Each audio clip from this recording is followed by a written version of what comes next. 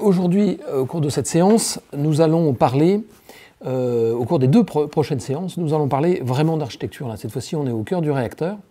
Je resitue quand même ces deux séances au sein de notre enseignement consacré à l'énergie. On a d'abord parlé de l'intérêt pour des architectes de s'emparer de la question énergétique. Ensuite, on s'est posé la question de savoir ce qu'était l'énergie, et notamment pour un architecte. Par la suite, nous avons réfléchi à ce que j'ai appelé des matrices énergétiques, c'est-à-dire en fait la façon que l'architecture aurait de s'inscrire dans une matrice énergétique et la façon dont elle modifierait cette matrice urbaine. Et c'est là où nous allons voir que, j'allais dire de manière rétroactive, eh bien, ça va changer assez radicalement notre manière de voir l'architecture, en tout cas de la penser et donc de la concevoir. C'est l'objet de ces deux séances aujourd'hui. J'ai donc, je les ai intitulées dans mon ouvrage, vers une écologie constructive. En fait, j'ai inversé les termes. On parle habituellement de construction écologique, c'est-à-dire en fait un bâtiment qui aurait des vertus écologiques. Et c'est ce qu'on enseigne la plupart du temps. Mais là, on inverse. Et on dit, mais voilà, comment une écologie, une pensée écologique et puis une action écologique pourrait construire le monde auquel nous aspirons, celui du XXIe siècle, c'est-à-dire le vôtre. C'est l'objet des deux séances à venir. Alors la première, je vous fais un petit pitch rapide, on va se resituer dans cette matrice pour être bien certain qu'on ne perd pas de pied, qu'on s'inscrive bien dans un territoire qui ne soit pas hors sol, un territoire intellectuel certes, mais un territoire quand même. Et puis nous allons commencer à voir quelles sont les conséquences sur l'architecture même, en commençant par la structure de l'architecture. Voilà quel est le programme aujourd'hui. Donc vers une écologie constructive. Je voudrais commencer cette séance par une citation sur laquelle je suis tombé en écrivant mon livre. Une citation d'un historien américain de l'architecture qui a écrit « An Historical Outline of Architectural Science », c'est-à-dire une idée d'une approche historique de l'architecture, et qui a écrit « Le design environnemental remplace la structure en tant que principal problème de la science du bâtiment ». Voilà ce qui est bien notre objet. Donc le design environnemental remplace la structure au sens structurel du terme, au sens du squelette du bâtiment, en tant que principal problème de la science du bâtiment. Ce qui m'a frappé, ce n'est pas tant la citation, nous sommes maintenant habitués à ce type de propos, c'est la date. Il a écrit ça en 1966. En 1966, où on était en plein structuralisme, où la question de l'écologie émergeait à peine, ou en tout cas elle émergeait d'un point de vue universitaire et politique, et assez peu dans les écoles d'architecture, quelques tentatives, notamment américaines, de prise en compte quand même d'une certaine écologie, essentiellement tournée autour de l'autonomie, qui est quand même un grand thème de l'architecture américaine. On se souvient de la progression vers l'ouest des colons américains, et donc pour lequel l'autonomie était évidemment une question qui se posait, j'allais dire assez naturellement. Donc on s'inscrivait dans une tradition américaine. En tout cas, en Europe, la question n'était clairement pas posée. Et donc quand je suis tombé sur cette citation, je me suis dit, ça fait quand même plus d'un demi-siècle que la question se pose pour les architectes. Et bon voilà, on peut quand même mesurer l'inertie de la culture architecturale s'agissant de ces questions écologiques. À telle enseigne que l'enseignement, en tout cas en France, est décomposé, comme vous le savez, en différents champs. Le principal est ce qu'on appelle théorie et pratique architecturale, qui sont essentiellement enseignés par des architectes. Et puis on a d'autres champs qui sont ville et territoire, qui sont sciences et techniques appliquées, auxquelles j'appartiens, histoire et sociologie. Voilà, ces champs décomposent l'architecture. Mais ce qu'on peut constater, c'est que le fait d'éparpiller la discipline architecturale en différents champs fait que, évidemment, on se retrouve avec des approches qui sont différentes. Ça, c'est pas forcément un problème en soi, mais parfois antagonistes ou en tout cas difficilement réconciliables. En tout cas, tous les 5 sont rarement convoqués dans l'enseignement et donc de ce fait-là dans les projets des étudiants. Et il me semble que justement l'énergie est peut-être une des questions actuelles qui permettrait de lutter contre cet éparpillement et d'avoir une pensée plus globale, une vision plus large de l'architecture qu'une vision soit sociologique, soit historique, soit liée à la pratique, soit liée aux sciences, comme ce cours fait partie. Alors, comme je l'ai dit, nous allons situer notre architecture dans un champ un petit peu plus large avant de resserrer, et resserrer jusqu'au détail près, hein, je vais dire jusqu'à la prise électrique, vous allez le voir. Donc situer cette architecture dans ce que j'ai appelé les matrices énergétiques, et dont on peut relever un certain nombre de dynamiques, ou plutôt, pour parler plus habituellement, de faits urbains, qui vont nous intéresser et vont nous aider à comprendre ce qu'est cette architecture de l'hypermodernité, si on peut dire. Quand je parle de faits urbains, je reprends mot pour mot les termes d'un théoricien italien des années 60-70, que vous connaissez sans doute, qui s'appelle Aldo Rossi, qui a écrit un livre tout à fait essentiel qui s'appelle L'architecture de la ville, au sens où la ville aurait une architecture, à une époque où on la pensait comme quelque chose d'organique ou une structure. Lui, il parlait vraiment d'architecture. Et il parle de faits urbains. Et il dit la ville se bâtit sur des faits urbains. Notamment, il citait la spéculation et l'expropriation. C'est-à-dire l'expropriation, c'est les pouvoirs publics qui vont comment dirais-je, planifier et construire notamment, par exemple, des infrastructures, et donc qui va exproprier des terrains. Et puis la spéculation, c'est au contraire la recherche d'une plus-value en construisant des immeubles, notamment de rapport. L'exemple, c'est Haussmann, qui à la fois a exproprié pour pouvoir construire ces grandes avenues, et puis après le métro, et en même temps a favorisé la spéculation. Donc ça, c'est deux faits urbains qui ont fait la ville de Paris, mais qui ont fait aussi la ville européenne en règle générale, et aussi la ville américaine, et encore la ville aujourd'hui. Ça, ce sont des faits urbains, expropriation, spéculation. La question qu'on se pose maintenant, c'est quels sont les fameux faits urbains qui rentreraient comme force d'action dans cette matrice énergétique. Moi, j'en ai identifié un certain nombre, 7 sans vouloir être exhaustif, donc je voudrais vous parler brièvement pour que vraiment nous puissions comprendre dans quelle nouvelle dimension urbaine nous allons insérer notre approche écologique.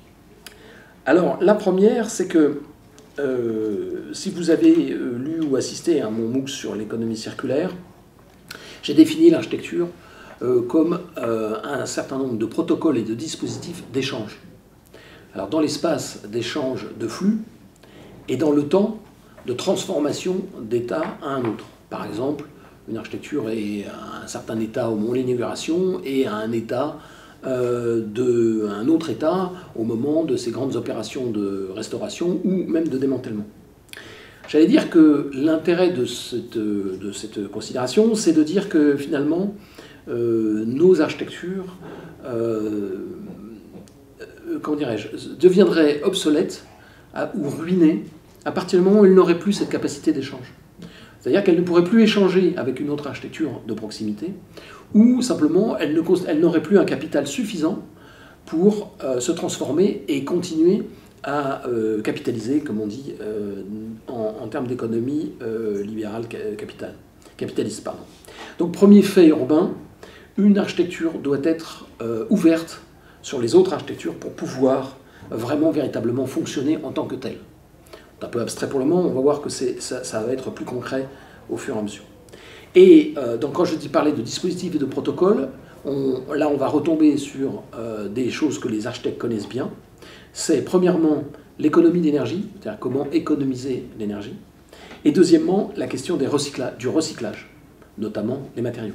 Donc ça, c'est deux choses qui sont classiquement enseignées en école d'architecture, mais que nous resituons dans l'idée même qu'une architecture puisse être, non pas vivante, hein, elle n'a pas de conscience, mais au moins organique, c'est-à-dire que si elle cesse d'échanger, elle n'a plus d'intérêt au sens financier du terme, et elle devient un tas de cendres, en quelque sorte, elle devient un pur déchet, un déchet ultime, en fait. Donc, premier fait, le fait d'avoir une architecture qui non pas est vivante, mais a ces caractéristiques de la nécessité d'échanger pour exister.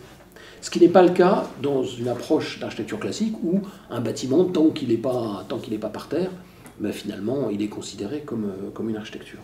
Mais on ne lui demande pas d'échanger particulièrement avec l'environnement. Deuxième fait, le constat que les échanges entre ces architectures ne sont évidemment pas limités par le titre de propriété requis pour le propriétaire d'une architecture. Par exemple, mon architecture échange avec l'environnement et se moque de savoir si ces échanges se font au-delà de ces limites de propriété. Et je dirais même, nos architectures peuvent échanger, et là aussi, au-delà des titres de propriété. Par exemple, deux maisons d'un lotissement peuvent parfaitement échanger entre elles, indépendamment du fait que les propriétaires soient différents. Donc finalement, il y a une espèce de dissociation entre une organisation historique de la ville, parcellaire, parcelle, c'est-à-dire qui distingue des limites de propriété, avec la réalité de nos matrices énergétiques qui, elles, échangent nonobstant cet état-là de propriété, d'appartenance à un propriétaire. Troisième fait, celui que nos architectures ont d'avoir la capacité à stocker de l'énergie. Alors j'ai donné dans mon livre plusieurs exemples de ça. Je voudrais vous en citer peut-être deux qui vont sans doute vous parler. Premièrement, une architecture, prenons une architecture de maison en bois. Alors elle stocke de l'énergie dans la mesure où elle va stocker temporairement un potentiel énergétique. Par exemple, si vous brûlez le bois d'une maison, on le voit au cours d'un incendie, ou simplement à démanteler une maison et à brûler son bois, cette architecture stocke bien de l'énergie. Voilà. Et c'est un capital. Alors, ça a des incidences. Par exemple, si vous construisez une grande infrastructure, si vous la construisez en béton, en métal ou en bois, eh bien, vous avez une capacité à stocker l'énergie qui est complètement différente. Et donc un capital. Par exemple, si vous faites un grand ouvrage en bois, un grand ouvrage de franchissement d'une brèche, par exemple en bois, vous avez quand même un capital. En acier aussi. En béton, non. Ou peu, ou très peu. En tout cas, en l'état actuel de la technologie. Donc ça aussi, c'est une considération différente. C'est-à-dire que quand vous choisissez de construire, eh bien, vous choisissez de stocker un capital ou de l'énergie. Donc, nos architectures sont un stock intrinsèque. L'autre exemple que je voulais donner, c'était effectivement celui des ouvrages en bois. Imaginons que vous pensiez à un viaduc, le viaduc du Grand Paris par exemple, en ce moment, il est construit en béton, ça n'est plus un stock, et ça n'est donc pas un capital, ça sera même une charge au moment de son démantèlement. Parce que, on le voit, le terrain à côté, quand on voit tous les matériaux qui sont charriés, il va bien falloir les mettre quelque part, ces matériaux, et donc on va payer une décharge, c'est-à-dire un stock de ces matériaux. Alors que si vous le construisez avec des matériaux qui sont stockés en place et que vous démantelez après, et qu'ils ont cette capacité énergétique ou cette valeur-là, eh bien, votre architecture n'a pas la même valeur, au sens économique du terme. Donc, troisième fait, la capacité qu'une architecture a de stocker une valeur ou une énergie. Alors, quatrième fait important, notre matrice énergétique se renouvelle constamment. C'est-à-dire qu'on va cesser de penser en termes de presque muséal de la ville, en disant l'architecte a construit un bâtiment, ce bâtiment, il va rester toujours comme il est. Pour qu'il reste toujours comme il est, on va avoir des opérations de maintenance lourdes, ou pour justifier de sa capacité, de sa valeur foncière, on va le restaurer ou le réaffecter par exemple, mais globalement, il reste le même. Par exemple, les tours du haut qui sont là et qui nous font ombre n'ont pas vocation à se renouveler, n'ont pas vocation à se transformer.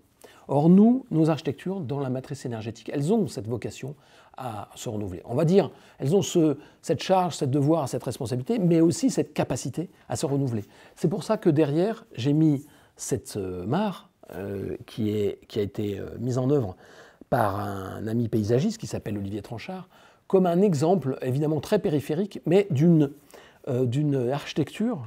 Maintenant, on sait que c'est une architecture, c'est une construction, c'est une pure construction, ce n'est pas quelque chose qui existe dans la nature comme ça, ex nihilo, mais qui se renouvelle constamment, absolument constamment.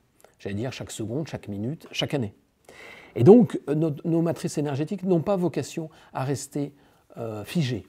Voilà. Par exemple, je reprends l'exemple de 2 maisons dans un pavillon. Ces 2 maisons n'ont pas pour vocation, si on veut les penser comme des objets hypermodernes, à rester figées toujours éternellement. Elles ont vocation à se modifier au gré des actions extérieures, ou même de la volonté de son propriétaire, mais des actions extérieures, pour maximiser les échanges, par exemple, pour optimiser ces échanges, voilà, selon des procédures que nous allons évoquer au gré. Ce qui fait que, finalement, une des conséquences, un peu périphérique, mais qui m'est venue en essayant de travailler sur ce fait-là, cette éternelle dynamique de nos matrices, c'est que finalement, travailler dans la vie, ce n'est pas accumuler, c'est changer. C'est-à-dire que souvent, on voit le travail comme une accumulation de richesses, et puis on a bien travaillé toute sa vie si on est plus riche que quand on a commencé à travailler. Moi, je pense que travailler, c'est changer. C'est-à-dire, c'est se changer, c'est changer la société, c'est changer la situation, et même se changer par rapport à son environnement. J'ai par exemple un fils qui a un certain âge, eh bien, je ne serai probablement pas le même quand il sera adolescent et quand il sera adulte. J'aurai changé et lui aussi, comme lui, va changer. Et donc nous, travailler, ça n'est pas accumuler, c'est changer. Eh bien là, la même chose pour l'architecture.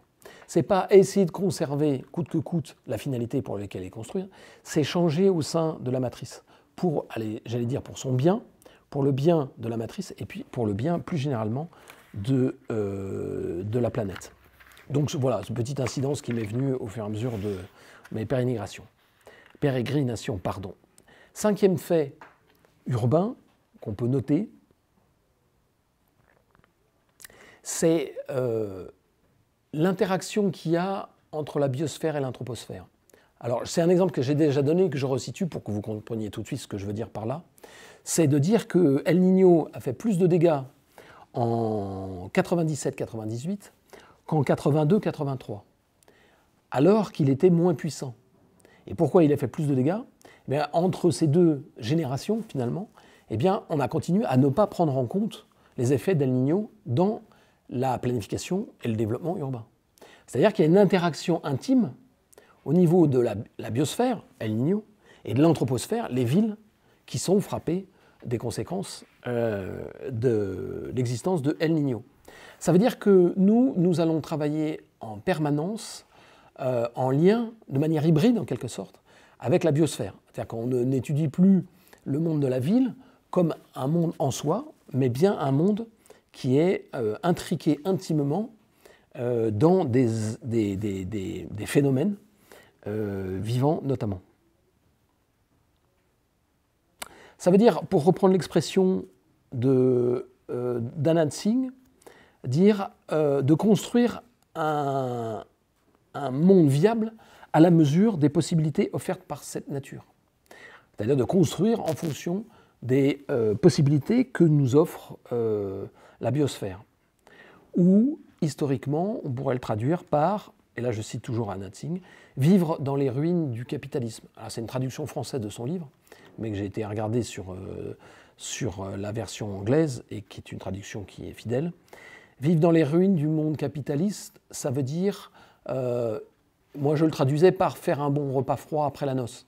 C'est-à-dire de construire, faire un bon repas froid après la noce. Vous êtes invité à un mariage, vous avez un buffet somptueux le jour du mariage, et puis après, le lendemain, vous invitez la famille proche et quelques amis, en tout cas c'est comme ça que ça se passe en France, pour faire un bon repas froid. Et souvent le repas froid est parfois meilleur que celui de la noce, parce qu'il donne lieu à des rencontres plus apaisées et plus à la mesure de cet événement, résultant de l'événement antérieur.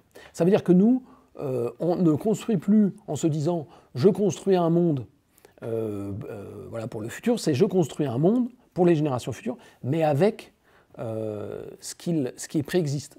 Par exemple, la conséquence, c'est de taper d'abord dans ce qui a été transformé plutôt que de taper dans les ressources naturelles. Ça, c'est un fait urbain important qui nous vient de cette interaction entre la biosphère et l'anthroposphère, un bilan en quelque sorte des actifs-passifs. 6e fait urbain, qui est plutôt de l'ordre de la clarification épistémologique, c'est de dire que si le biomimétisme, qui est enseignée souvent dans les écoles d'architecture, est une imitation des formes ou des mécanismes de la nature, eh bien, nous allons plutôt nous intéresser à l'écomimétisme, qui est une inspiration des processus naturels. C'est-à-dire, ce n'est pas tant les formes qui vont nous intéresser, l'escargot, ce qu'on voudra, hein, l'escargot, le nénuphar, ce genre de choses, mais plutôt des processus naturels. Et j'allais dire même, nous pourrions parler plutôt que de parler d'écomimétisme, d'écodynamisme. C'est-à-dire une composition hybride de ces architectures. Donc naturelle d'une part et humaine d'autre part. Donc nous allons vraiment parler d'écodynamisme, voilà, ce qui évite quelques écueils, comme par exemple, il me semble parfois, l'icomimétisme, qui est on n'habite pas une coquille d'escargot. On peut tirer les leçons de la croissance de l'escargot, qui se limite à un moment, c'est-à-dire que l'escargot cesse de croître, parce que sinon sa structure serait beaucoup trop fragile, la dernière alvéole serait beaucoup trop fragile, mais nous allons essayer de composer avec ces éléments-là. Est-ce que j'ai un exemple qui vient à la slide suivante? Je ne sais pas. Non, je ne crois pas. Nous allons donner quelques exemples. Alors il y a un architecte, un théoricien de l'architecture qui a pas mal parlé de ça. Je pense que c'est en train de devenir le livre le plus important à lire en architecture. Si vous ne la connaissez pas, c'est vraiment important de prendre cette référence. La traduction en français, c'est l'architecture de l'environnement bien tempéré. C'est une allusion aux partitions de Bach. Et son auteur, c'est Rainer Benham. Benham, B-A-N-H-A-M. Benham. Et ce livre qui est paru dans les années, de mémoire, à la fin des années 60, je crois, qui est un livre intéressant, un livre d'histoire de l'architecture, qui en fait réfléchissait l'architecture sous l'angle les aspects climatiques, mais climatiques au sens architectural du terme.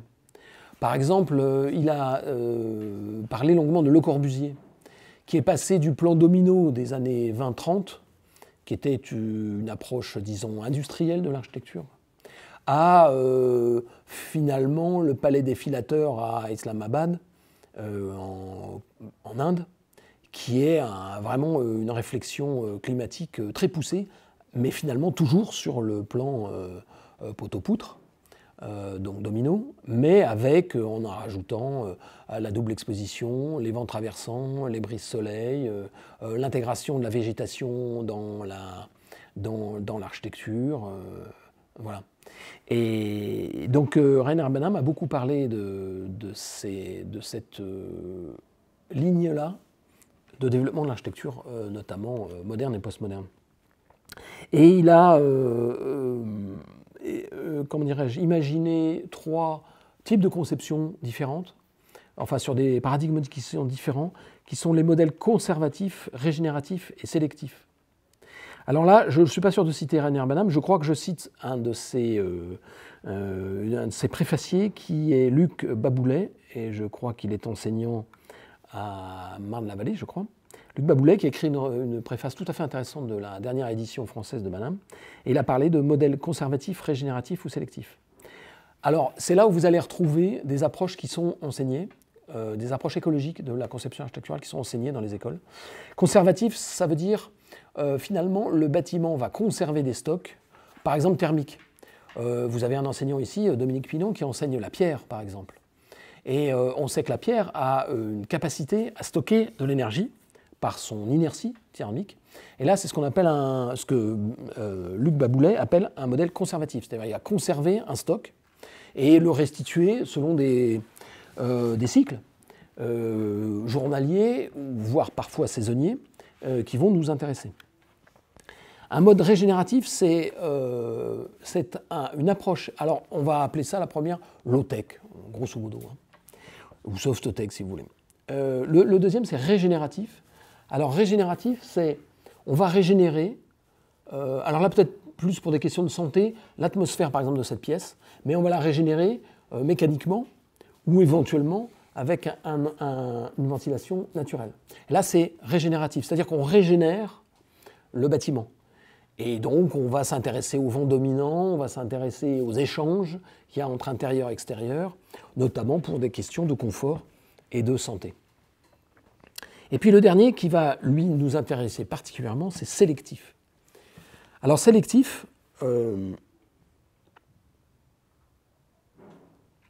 c'est un mode qui va, dans l'ordre, identifier les acteurs de nos architectures, c'est-à-dire des acteurs naturels, le vent, le soleil, la pluie, l'humidité, les odeurs par exemple. Ça, c'est dans le monde de la biosphère. Dans le monde de l'anthroposphère, les acteurs vont être le propriétaire, les occupants, les gens chargés de la maintenance, les gens chargés de la construction, puisque dans une analyse de cycle de vie, on va s'intéresser au moment de la construction, mais aussi au moment du fonctionnement et après démantèlement. Et donc, à partir de ces acteurs, qui sont soit des acteurs vivants, soit des entités de la biosphère, eh bien faire, voir comment ils peuvent interagir entre eux de manière sélective. Et ça, on va le faire par le concept des affordances, dont je crois avoir déjà parlé, enseigné par Patrice Eccarini, c'est-à-dire la mise en relation d'un acteur avec son environnement, sachant que les deux peuvent intervertir leur propre rôle. Un exemple, les vents dominants vont me servir à régénérer mon bâtiment. Mais le soleil va me permettre de le chauffer. L'humidité va permettre de lui apporter de la fraîcheur. Voilà. Et donc, nous allons finalement concevoir notre architecture non pas en tant qu'espace, mais plutôt en tant que climat, en tant que microclimat, par exemple. Et ça, nous allons vraiment sélectionner ces entités, ces acteurs, pour les mettre en relation par le biais d'un outil qu'on appelle aujourd'hui les affordances. En tout cas, c'est ce qu'on utilise comme outil dans des approches maintenant ergonomiques qui consistent à mettre en lien, par exemple, le monde réel et le monde virtuel. Par exemple, le UX design, ça consiste à mettre en relation le monde réel, moi-même, avec un téléphone portable, qui est un monde numérique, virtuel, et les affordances me permettent de mettre en relation ces deux univers-là. Ça, c'est un exemple de UX design. Je vais donner un exemple. Par exemple, l'icône que vous avez sur téléphone, l'icône téléphone, c'est un combiné en bakélite, vous voyez, avec un micro et un haut-parleur. Mais plus personne, aujourd'hui, n'utilise un combiné en bakélite qui ressemble à ça. Moi, mon fils, il y a 12 ans, il n'a jamais vu ça. Jamais. Pourtant, c'est l'icône qu'on utilise. Et ça, c'est bien une affordance. C'est ce qui vous permet de comprendre la fonction de téléphone. Bon, c'est un exemple que je donne comme ça. Eh bien, nous, en tant qu'architectes, ce n'est pas le monde virtuel et le monde réel que nous allons mettre en lien par affordance, c'est le monde naturel avec le monde anthropomorphique, c'est-à-dire de l'homme, la ville, si vous voulez. Et c'est comme ça que nous allons opérer, que nous allons nous fonder sur un modèle sélectif. Voilà. Est-ce que j'ai vu tout? Non, c'était le 6e, que je reprenne mes notes.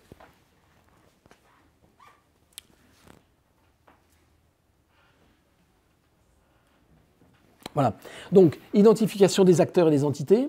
Ensuite, identification des potentialités de chacun ou de chacune. Donc, potentialité du monde naturel, potentialité aussi du monde humain. Et définir une morphologie qui permette de favoriser, par affordance, ces échanges-là, de multiplier ces échanges-là. Donc on est très très loin d'une maison, du modèle d'une maison autonome, par exemple. On est au contraire dans le modèle d'une maison qui fait tissu, urbain et naturel en même temps, qui fait tissu pour assurer les finalités que nous recherchons. Si on pousse un peu plus loin, on s'aperçoit que cette manière de voir peut répondre à une question qui est souvent posée au niveau universitaire, pas seulement chez les architectes, c'est la fameuse controverse low-tech, high-tech dont je crois avoir déjà parlé. C'est-à-dire finalement, est-ce que pour construire la ville du XXIe siècle, on va plutôt faire confiance sur des approches ou des techniques high-tech ou plutôt low-tech? On voit bien là, dans les modèles conservatifs et régénératifs, qu'on a bien affaire caricaturalement à du high-tech et du low-tech.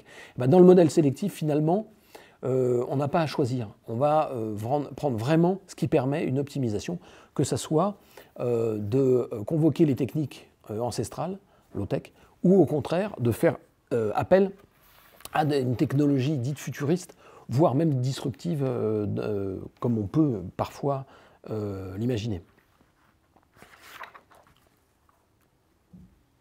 Voilà, je crois que c'était le 7e, oui, il me semble. Voilà. Donc en fait, pour résumer, dans tous ces faits urbains, on va être constamment dans une espèce de logique, enfin dans une dialogique. Dialogique, ça veut dire une logique qui met en œuvre deux entités différentes et de manière totalement symétrique.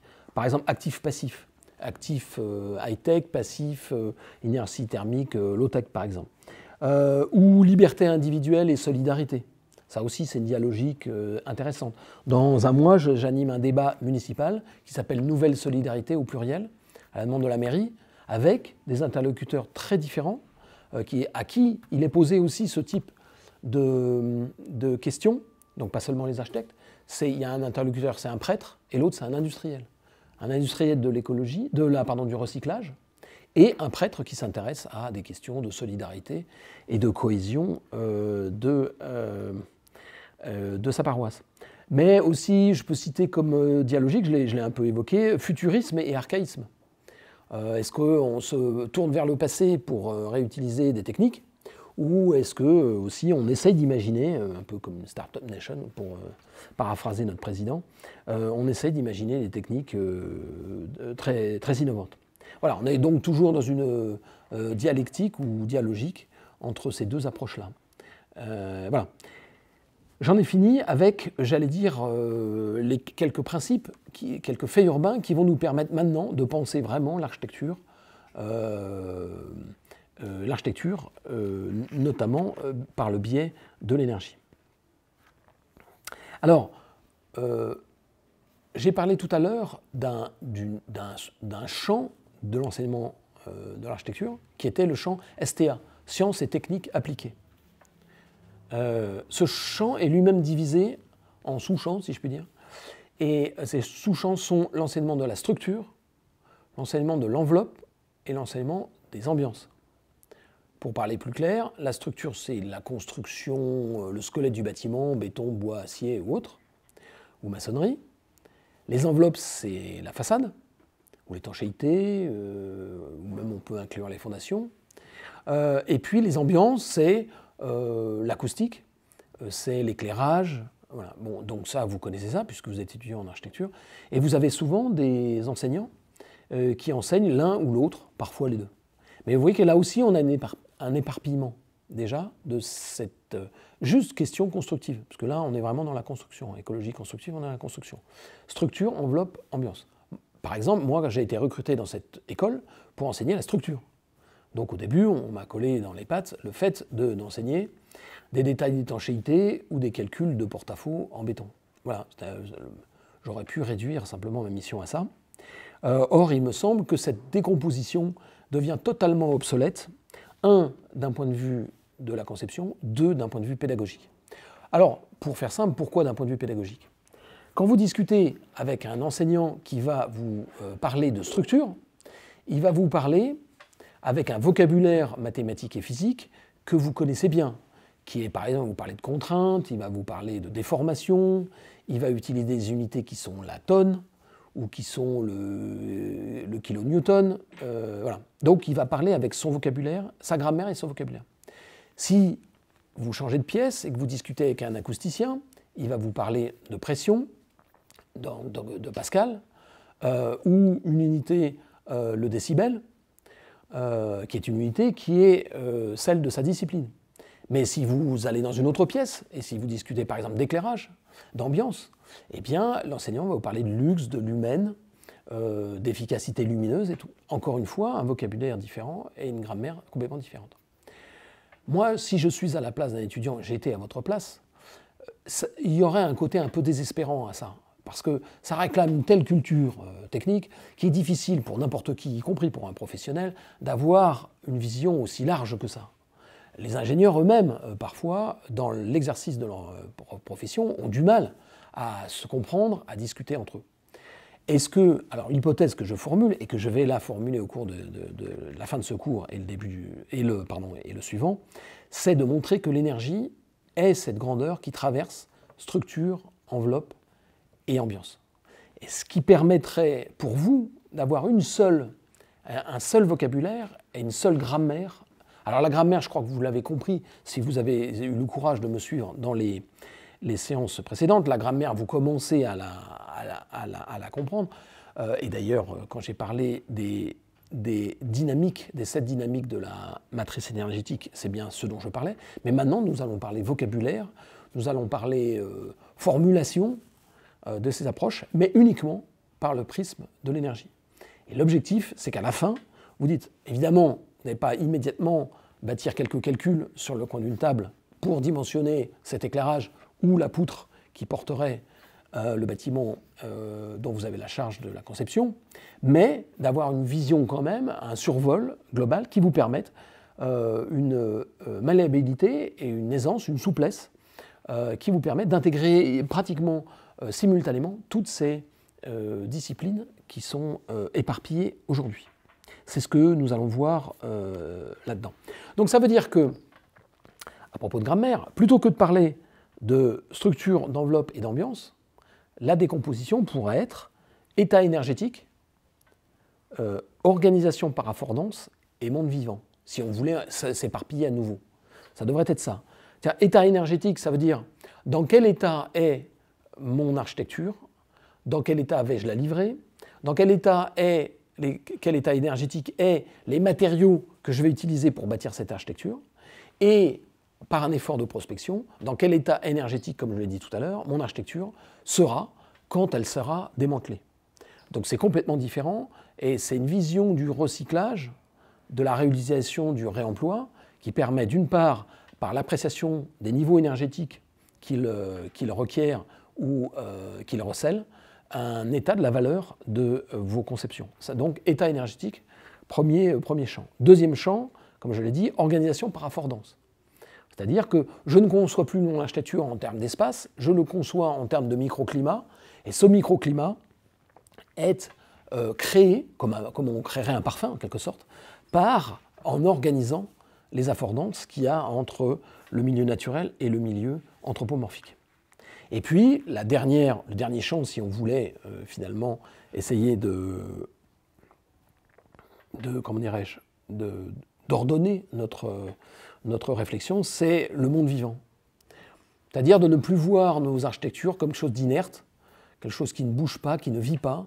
On sait qu'un bâtiment vit la nuit, on sait qu'un bâtiment est sollicité sous le vent, évidemment par séisme, et c'est toute cette compréhension de l'architecture comme quelque chose qui est dynamique, non pas vivant parce qu'un bâtiment n'a pas de conscience, mais il s'inscrit dans un environnement qui lui en a une, dans le monde anthropomorphique, et de ce fait-là interagit avec une conscience en quelque sorte. Et c'est là où je parle de monde vivant, l'image qui ne s'affiche plus derrière l'illustre. Je vais la remettre parce que finalement, si elle revient. Ça veut dire que finalement,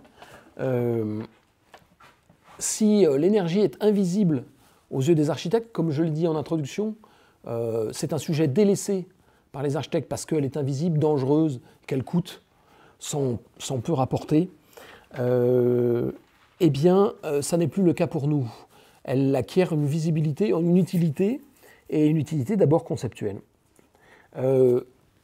J'aime bien toujours essayer de resituer dans l'actualité mon propos.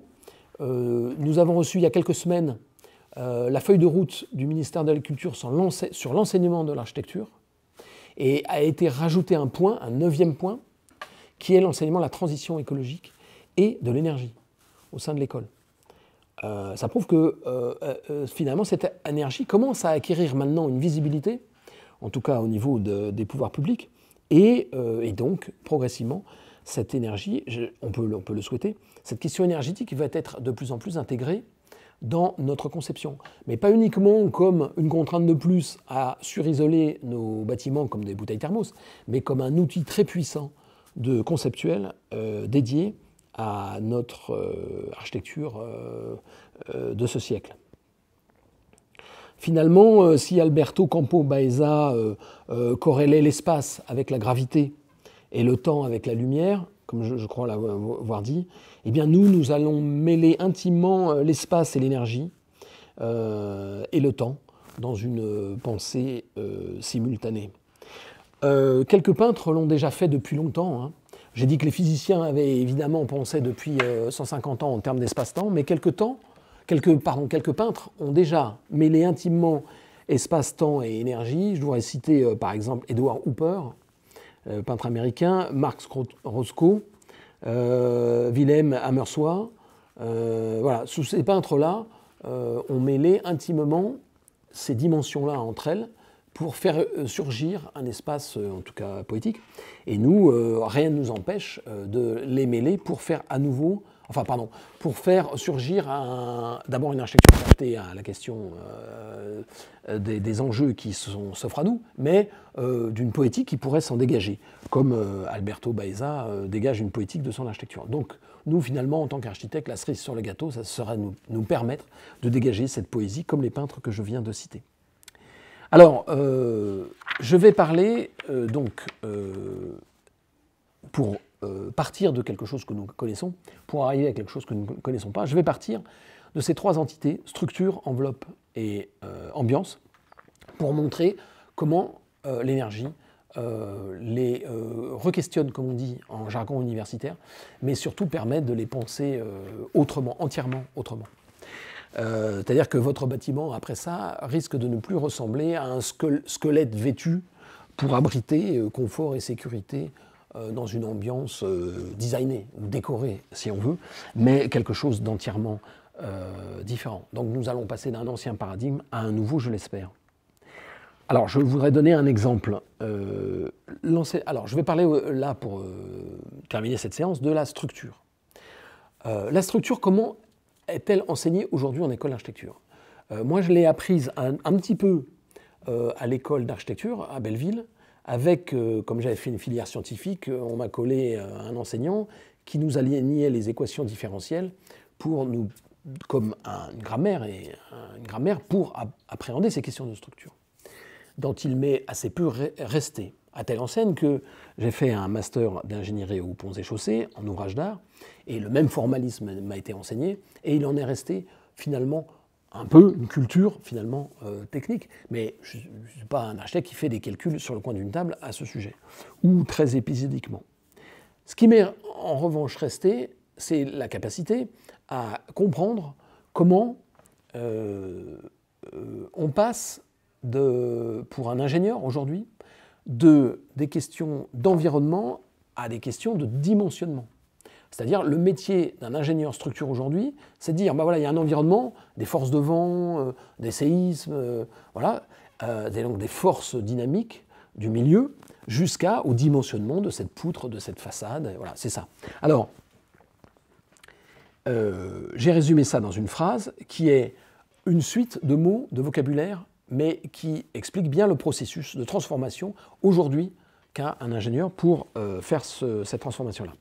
C'est l'environnement et le bâtiment en soi engendrent des forces. L'idée de la force déjà n'est pas forcément évidente à comprendre comme ça d'emblée, appelées charges, statiques ou dynamiques, et on va décomposer en statique et dynamique, qui sollicitent la structure, qui, je le répéterai si vous voulez, qui doit être stable, donc par triangulation ou contreventement. Point. Par modélisation, ces charges se décomposent en efforts internes qui créent des contraintes dans la matière. Ces contraintes, du fait du comportement de la structure, donc raideur, inertie, liaison, engendrent des déformations qui doivent être contenues dans des limites admissibles de résistance de la matière et d'usage du bâtiment, appelés respectivement état limite ultime et état limite de service.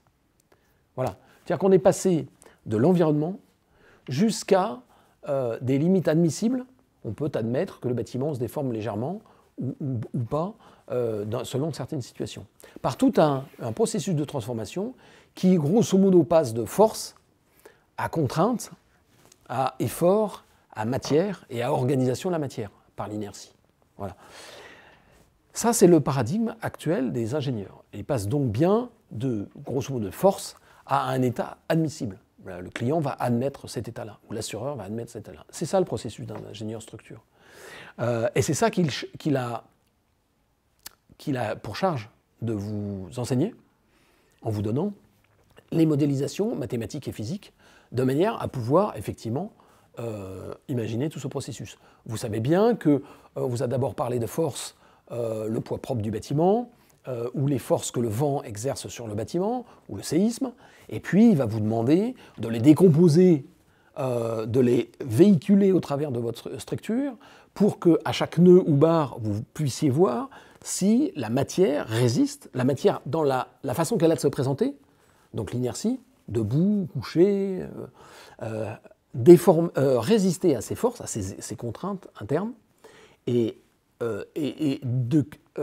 comment dirais-je, selon quelle limite d'admissibilité. Par exemple, est-ce que je tolère que ma structure soit légèrement fissurée, et à quel moment et pendant combien de temps? Voyez. Ça, c'est vraiment le processus d'un ingénieur structure qui enseigne en école d'architecture, mais aussi en école d'ingénieur. Nous, on va changer complètement de paradigme, et c'est ce que je vais essayer d'expliquer.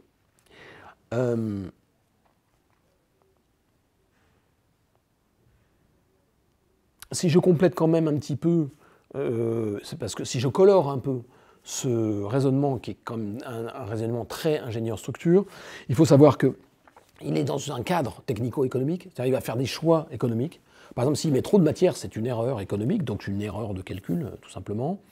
Il va s'appuyer sur la standardisation, c'est-à-dire il va tout recalculer à chaque fois, il va regarder s'il n'y a pas des standards, pour des raisons économiques et aussi de rapidité de calcul. Et puis il va s'appuyer sur un cadre aussi probabiliste. Il va dire la probabilité que des vents à cet endroit-là aient telle valeur, voilà, je vais me situer dans un cadre probabiliste. Voilà. Alors, nous allons... alors, l'inconvénient de ça, c'est que ça le maintient dans un ghetto technique, il ne faut pas exagérer. Mais vous savez bien qu'il vous est difficile pour vous de suivre absolument toutes ces recommandations et toutes ces explications. C'est souvent pas forcément évident, ne serait-ce que dans la modélisation assez simple d'un portique, par exemple. Voilà, lui est très à l'aise avec ça et vous-même non. Et donc déjà, il y a cette difficulté à rentrer dans ce formalisme-là. Alors, pour changer justement de paradigme, nous allons déjà partir de ce qui existe aujourd'hui sur je regarde, voilà, sur ce qui existe aujourd'hui. Alors, en règle générale, on décompose les approches de la structure en deux, structure dynamique et structure statique, grosso modo. Alors, ce ne sont pas tout à fait les mêmes ingénieurs. Par exemple, structure dynamique, c'est une structure qui va être en milieu sismique, par exemple, qui va être très fortement et rapidement et massivement sollicitée par des efforts de séisme, mais aussi parfois des efforts de vent. Et donc là, ce sont des ingénieurs qui vont raisonner la structure en manière dynamique. Et puis, vous avez des ingénieurs qui évoluent dans un milieu beaucoup plus stable, par exemple l'Île-de-France, qui n'est pas un milieu sismique, où les vents sont quand même contenus. Et là, ce sont des ingénieurs qui vont parler plutôt dans un état stable, ou quasi stable, quasi statique. Et donc les deux approches sont un peu différentes. Et nous allons parler à partir de cette décomposition-là. Et d'abord, pour faire le plus simple à propos d'énergie, nous allons parler de la dynamique des structures. Pourquoi? Parce que l'énergie, alors là pour le coup, c'est la grandeur qui est utilisée par les ingénieurs pour parler de dynamique des structures. Alors pourquoi ils utilisent l'énergie? Eh bien tout simplement parce que si vous voulez comprendre physiquement et scientifiquement, par exemple un séisme, l'énergie est quand même le moyen le plus simple de le comprendre. Les forces, c'est un peu plus compliqué parce qu'elles s'appliquent de manière avec des comportements assez différents, on va le voir. L'énergie est un bon moyen de passer du milieu à la structure. Alors, si j'ai parlé de comportement, vous avez des ingénieurs qui sont face à des comportements dynamiques qui sont du milieu, qui sont assez différents. Vous avez, et là je me réfère au cours d'Alain Pecker à l'école des ponts et chaussées, de dynamique des structures, je n'invente rien, évidemment. Alors vous avez des chargements, ça vous pouvez le noter, qui sont lentement croissants. Exemple, quand vous construisez une tour, eh bien, la structure est sollicitée quand elle est construite à un étage, et puis à 2 étages, elle est un petit peu plus sollicitée, puisque vous avez le poids du 2e étage. Et puis quand vous construisez le 3e étage, elle est encore un petit peu plus sollicitée, le poids propre augmente. Donc c'est lentement croissant. Et donc les ingénieurs méthodes notamment, c'est-à-dire les ingénieurs qui sont chargés de réfléchir aux méthodes de construction, je prends l'exemple d'une tour, vont raisonner comme ça, c'est-à-dire à quel moment, enfin, comment dois-je dimensionner ma structure du rez-de-chaussée pour qu'elle puisse constamment supporter, alors déjà à la fin tout le poids de la tour, mais surtout, avant que le béton ait séché, comment vais-je pouvoir supporter le 1er et le 2e étage, par exemple. Ça veut dire que ça va conditionner le fait que vous déplaciez vos banches, vous décoffriez votre structure à un certain rythme plutôt qu'à un autre. Voilà, alors ça c'est typiquement une approche structurelle qui vient d'un chargement lentement croissant, premier type de comportement. Mais vous avez d'autres cas de charge lentement croissant. Hein. C'est ce qu'on appelle un chargement quasi-statique monotone. Alors il est quasi-statique parce que la structure n'est pas sollicitée d'un point de vue dynamique, donc quasi-statique. Mais monotone, c'est-à-dire que le comportement est clairement, on peut clairement planifier le comportement. Alors vous avez, j'allais dire non pas à l'inverse, mais un autre type de comportement qui est un comportement purement dynamique. Alors là, c'est de l'énergie qui va rentrer en lieu. Par exemple, une bombe sur un bâtiment ou le choc d'un véhicule sur un bâtiment. Là, c'est un phénomène purement dynamique. Et là, il est clair que l'énergie, comme vous le savez, c'est vraiment comme ça qu'on va réfléchir. C'est-à-dire que vous avez une énergie qui appartient, par exemple, au mouvement de l'obus ou de la voiture, qui va se transmettre de manière dynamique à la structure. Comment cette structure va réagir par rapport à cette sollicitation-là. Vous avez, troisième type de comportement, des chargements cycliques. Par exemple, la houle sur une plateforme offshore. Vous avez un cycle comme ça, cycle croissant, décroissant, croissant, décroissant. Alors là, la structure en général est sollicitée par des phénomènes souvent statistiques de fatigue, par exemple. Une structure est fatiguée par des sollicitations continuelles, cycliques, croissantes, décroissantes. Et puis vous avez des chargements dynamiques alternés. Par exemple, l'action d'un lave-linge, par exemple. Là, ce n'est pas cyclique, c'est des vibrations, ou par exemple un métro sur une tour, où là, ce sont des dynamiques, mais qui sont alternées. Ce n'est pas un choc, mais il y a une alternance aussi des sollicitations.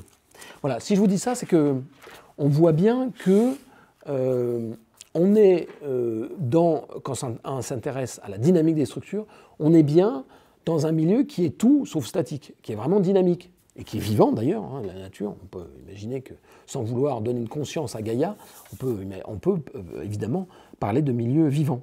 Et vous allez concevoir une structure qui, a priori, ne l'est pas. Je dis bien a priori. Parce qu'on peut imaginer, un peu comme la fable de La Fontaine, le chêne et le roseau, c'est plutôt que de résister de manière dynamique, on peut éventuellement envisager de résister en souplesse, par exemple. C'est ce que font les judokas, ils utilisent la force de l'adversaire pour pouvoir le faire chuter. Alors, dans ce petit bréviaire, il convient de faire, là aussi nous partons de ce que nous connaissons, c'est-à-dire le type de charges qui sont appliquées à la structure. Vous avez d'abord le poids propre, ça ne faut pas l'oublier, donc le poids propre du bâtiment. Pour une tour, c'est la contrainte, avec le vent, c'est la contrainte majeure, c'est le poids propre du bâtiment. On le voit, on l'a vu par exemple, malheureusement, lors de l'effondrement des tours de World Trade Center, il y avait un effet dynamique, hélas, et effet de levier, c'est-à-dire qu'il y avait un poids propre de plus en plus important qui était à supporter par les niveaux inférieurs. Vous avez aussi une dynamique de ces poids propres, par exemple le tassement. Quand le tassement immédiat, quand vous construisez, donc il y a le sol qui va un petit peu s'effondrer sur lui-même, et puis un ce qu'on appelle un tassement différentiel. C'est-à-dire, au fur et à mesure des années, vous pouvez avoir un tassement différentiel. Là, j'ai entendu dire qu'il y avait une tour à San Francisco qui s'appelle, je ne sais plus comment, qui, un peu comme la tour de Pise, commençait à pencher par tassement alors immédiat et différentiel aussi. Donc là, il y a tout un certain nombre d'ingénieurs qui s'intéressent à savoir comment on peut stabiliser ce dévers. Vous avez, deuxième cas de charge, les surcharges liées au fonctionnement. Par exemple, si vous mettez dans cette pièce des machines à imprimer, ce n'est pas la même chose que si vous mettez des tables légères en bois. Donc les surcharges sont quelque chose qui sont parfois importantes. En général, 1 tonne au mètre carré de surcharge. C'est le cas, par exemple, l'exemple qu'on peut donner, c'est un pont. Quand on fait un pont, on fait venir un certain nombre de camions chargés, lestés, pour tester sa résistance à la surcharge. Donc vous avez le premier jour, dès qu'il est construit, le premier jour, avant de l'ouvrir au public, on fait passer des camions, une rangée de camions, 2 rangées de camions, ils sont lourdement chargés pour pouvoir vérifier que la structure supporte bien les surcharges liées au fonctionnement. Mais vous avez des surcharges liées au fonctionnement qui sont elles-mêmes dynamiques.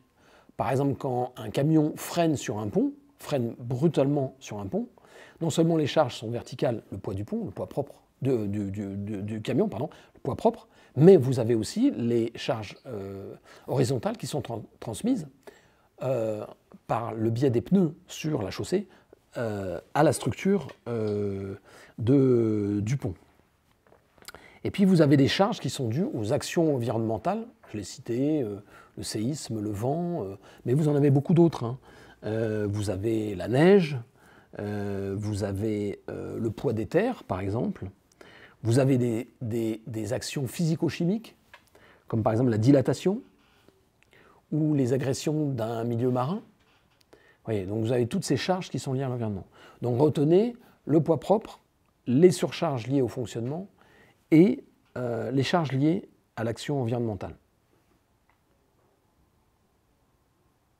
Voilà. Alors, pourquoi je vous dis ça? Parce que là, pour le moment, c'est ce que nous savons. Nous savons que les structures, la dynamique des structures est enseignée de cette manière-là. On regarde quelles sont les charges qui s'appliquent au bâtiment, on regarde quel est le comportement de ces charges, et on dimensionne la structure par rapport à des seuils admissibles, comme je l'ai dit tout à l'heure. Alors comment fait-on au jour d'aujourd'hui? Eh bien, on raisonne en termes d'énergie. En fait, on va convoquer, comme on dit, dans le jargon universitaire, une loi qui est la loi de conservation de l'énergie. C'est-à-dire, on sait depuis, comme je l'ai dit en introduction, depuis Émile Noether, c'est que l'énergie se conserve en tout lieu de l'espace et du temps, mais l'énergie se conserve. C'est-à-dire que vous avez un état à un moment, et puis, quel que soit le changement de cet état, l'énergie sera conservée. Mais elle sera, comment dirais-je, transformée d'un type d'énergie à un autre. Alors j'avais donné cet exemple-là de la boule de pétanque qu'on lâche depuis 1 mètre de hauteur sur le sol. Vous avez au début la boule de pétanque dans ma main à 1 mètre de hauteur a une énergie potentielle qui correspond au kilo de la boule et au mètre qui la sépare du sol. Je la lâche, cette énergie va se transformer en 2 types d'énergie. Une énergie cinétique, c'est en fonction de la vitesse qu'elle prend, mv au carré, plus une énergie de dissipation qui est l'élévation de la température de la boule due au frottement de l'air. Et quand elle va arriver sur le sol, un choc dynamique, eh bien cette énergie va brutalement passer d'un état, c'est-à-dire ma boule à 1 mètre, à un état, ma boule à 0, et transmettre cette énergie au sol, et donc casser le carrelage. Voilà. Donc, mais l'état énergétique, on peut mettre en équation l'état énergétique de cette boule à un instant t, et l'état énergétique de cette boule à un instant t plus 1, eh bien nous aurons une conservation de l'énergie. Alors, ça s'écrit que en fait, la variation de ces énergies est nulle. Et cette écriture, elle s'écrit mathématiquement. Alors, je vous donne la formule parce que vous n'êtes pas obligé de la noter si vous ne voulez pas, mais c'est celle qu'utilisent les ingénieurs dynamiques. C'est m x secondes plus c x' plus k x égale 0. Ça veut dire mx secondes, c'est l'énergie, la force d'inertie. La Cx', c'est la force de rappel, et Kx, c'est la force d'amortissement. Et tout ça est égal à 0. Ça veut dire que cette formule met en œuvre le déplacement de la structure, c'est le déplacement de la boule, c'est-à-dire de 1 mètre, sa vitesse, de 0 à, je pourrais, 10 mètres par seconde, son accélération, de 0 à 10 mètres par seconde carré par exemple, sa masse, 1 kg, son coefficient d'amortissement, c'est-à-dire donné par le type de matériau, et sa raideur, qui lui vient pour un bâtiment, la configuration spatiale, la nature du matériau en construction, du type de liaison. Alors qu'est-ce qu'il faut retenir de cette formule? C'est qu'il y a des choses qui vous échappent en termes d'architecture, c'est-à-dire la gravité terrestre, ça évidemment, le G, la vitesse, parce que c'est celle qui va imprimer le séisme à la structure, le déplacement de la structure aussi, qui va résulter de votre structure, mais il y a des choses sur lesquelles vous pouvez jouer. En choisissant des matériaux, vous avez des coefficients d'amortissement qui sont différents. En choisissant la configuration de la structure, vous avez des raideurs de la structure, je parlais du chêne ou du roseau, qui vont être différentes. Et c'est bien là où le dialogue avec l'ingénieur structure va s'engager en dessinant un bâtiment qui est, avec des matériaux et avec une structure différente, va résister plus ou moins correctement à des séismes. Et ça, c'est fondé sur la loi de conservation de l'énergie. Tout ça pour vous montrer que, en fait, au jour d'aujourd'hui, l'énergie est bien la grandeur qui permet de dimensionner les structures quand elles sont sollicitées dynamiquement. Voilà, point final. Deuxième point, point final sur la structure, la dynamique des structures.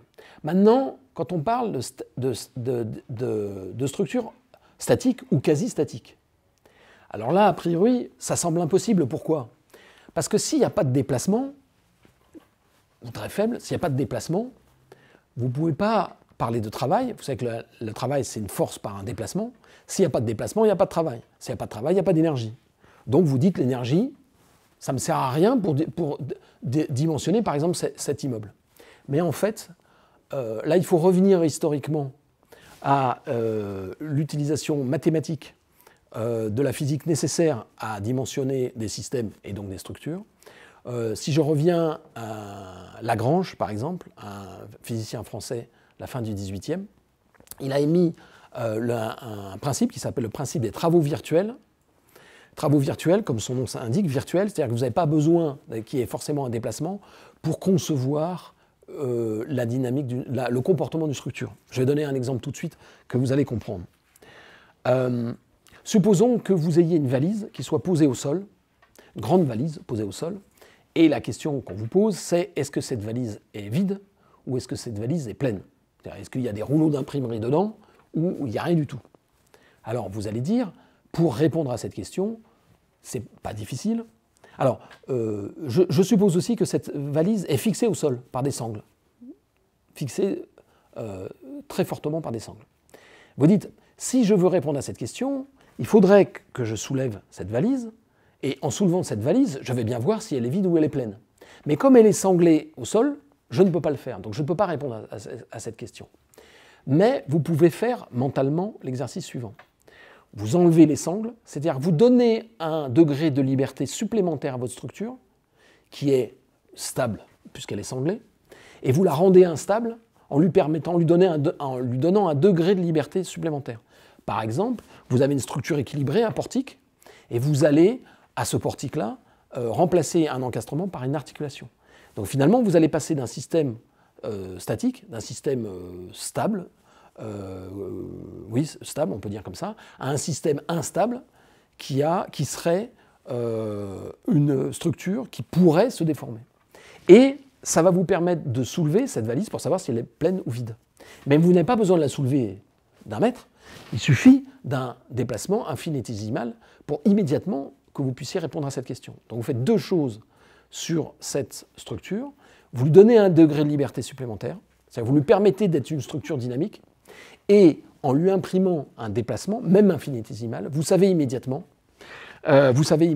si elle est pleine ou vide. C'est-à-dire que vous pouvez la dimensionner pour qu'elle résiste, soit que le fond de la valise résiste au fait de soulever des rouleaux d'imprimerie, ou alors d'avoir un fond de valise très light, parce que vous ne soulevez rien. L'exemple que je peux donner, c'est le fléau d'une balance. Si votre fléau est bloqué, il est grippé par la rouille, et que vous posez un poids sur le côté, la structure ne bouge pas. Et donc vous ne pouvez pas savoir combien pèse le fruit que vous metteriez de l'autre côté de la balance.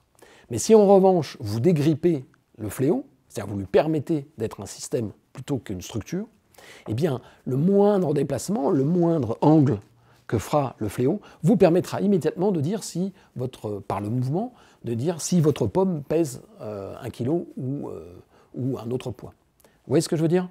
Donc ça veut dire qu'en fait, par ce principe des travaux virtuels, qui est un principe complètement mental, vous pouvez associer une structure quasi statique à une structure dynamique et donc utiliser l'énergie via le travail, la force par le déplacement, via le travail pour dimensionner votre structure. Ce qui veut dire que l'enseignement de la structure peut utiliser l'énergie, et seulement l'énergie, pour pouvoir être pensé d'abord et calculé ensuite. Et donc, finalement, l'unité que vous allez utiliser, c'est uniquement le joule, que ce soit en structure statique ou en structure dynamique. Et ça, c'est extrêmement intéressant parce que ça va vous permettre... Alors, il y a un enseignant qui enseigne ça en école d'architecture, qui s'appelle Mauricio Brocato, qui enseigne à l'école de Paris-Malaquais, qui a écrit un ouvrage que je pense être fondamental pour un étudiant, pour comprendre ces questions de statique, qui s'appelle « De la géométrie à la statique ».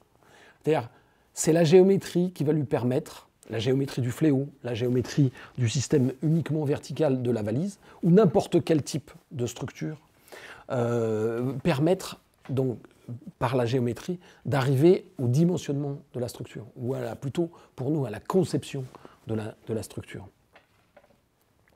Voilà, je crois que j'en ai fini pour aujourd'hui. Nous verrons la prochaine fois comment cette énergie peut nous servir à dessiner l'enveloppe du bâtiment et donc les façades. Mais gardez bien à l'esprit aujourd'hui que l'énergie est bien une grandeur qui permet de dimensionner les structures. Voilà. Avez-vous des questions? Pas de questions? C'est compris alors?